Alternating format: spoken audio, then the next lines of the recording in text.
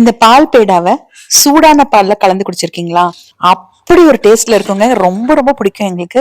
இது ஆவினோட மெயின் அவுட்லெட்ல பேடா பால் அப்படிங்கிறது ரொம்பவே ஃபேமஸ். நான் இன்னைக்கு 1 டம்ளர் அளவுக்கு பால் நல்லா சூடு பண்ணிக்கலாம், நல்லா கொதிக்கட்டும்.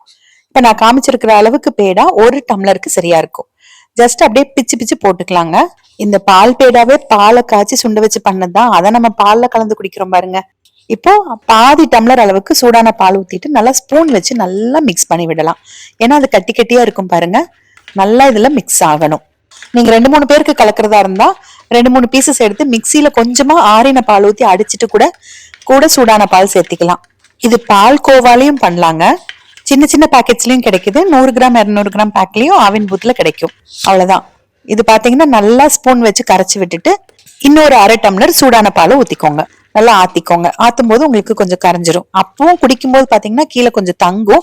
அதை கலந்து கலந்துதான் குடிக்கணும். ஆனா அது டேஸ்ட் அல்டிமேட்டா இருக்குங்க. ஒரு தடவை ட்ரை பண்ணுங்க. இது ரோட் சைடு வச்சிருக்க ஆவினோட டீ ஷாப்ல எல்லாம் கிடைக்காதுங்க. இது மெயின் ஆவின் அவுட்லெட்ல தான் பேடா பால் அப்படின்றது கிடைக்கும்.